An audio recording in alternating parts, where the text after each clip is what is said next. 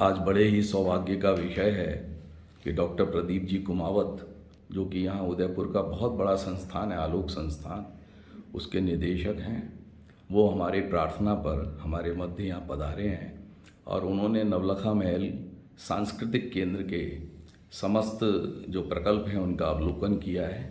आइए हम जानते हैं उनकी राय।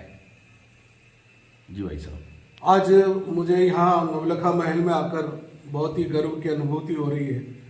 और जैसा ये सांस्कृतिक केंद्र है, संस्कारों का समन्वय, षोडश संस्कारों का जो अद्भुत यहाँ पर प्रस्तुतिकरण किया गया है, मैं समझता हूँ संभवतः देश में षोडश संस्कारों का इससे बढ़िया प्रस्तुतिकरण कहीं नहीं है।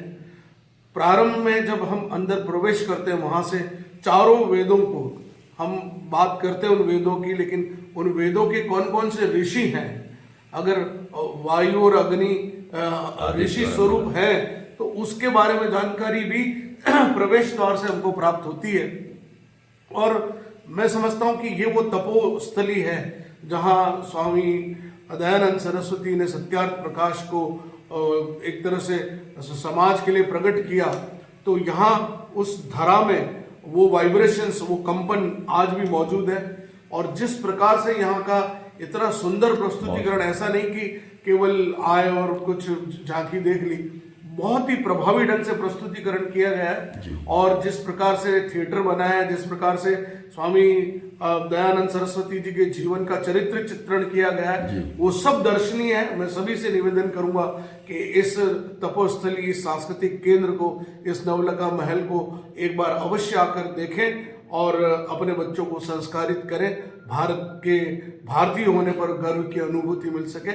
मुझे आपने यहाँ याद किया, मैं आर्य समाज के सभी कार्यकर्ताओं का आपका विशेष आभारी हूँ कि आपने मुझे ये सम्मान प्रदान किया। बहुत बहुत धन्यवाद। भाई साहब, आपका भी बहुत बहुत धन्यवाद। हम जानते हैं आपका समय बहुत ही व्यस्त है और आज आपने उसमें से पर्याप्त समय निकाल करके हमको यहाँ दिया है, उसके लिए बहुत बहुत धन्यवाद।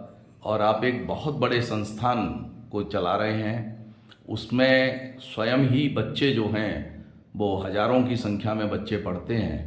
तो आपका ये सहयोग भी मैं समझता हूँ हमें मिलेगा, क्योंकि ये सारा प्रकल्प हमने केवल और केवल बच्चों और यूथ के लिए विशेष रूप से निर्मित किया है। तो वो बच्चे यहाँ आएँ और वो यहाँ सारा ये प्रकल्प देखें। हो सकता है उनको भी कुछ इससे लाभ ये मिलेगा कि वो अपनी जीवन को एक दिशा दे पाएंगे। बिल्कुल। मैं एक और बात कह के अपनी बात समाप्त करूँ। मैं आदरणीय अशोक जी और हमारे विनोद जी का भी बहुत आभारी हूँ कि निरंतर आग्रह करते रहे। सचमुच मैं अगर यहाँ नहीं आता तो मैं समझता हूँ कि ये एक बहुत बड़ी भूल होती।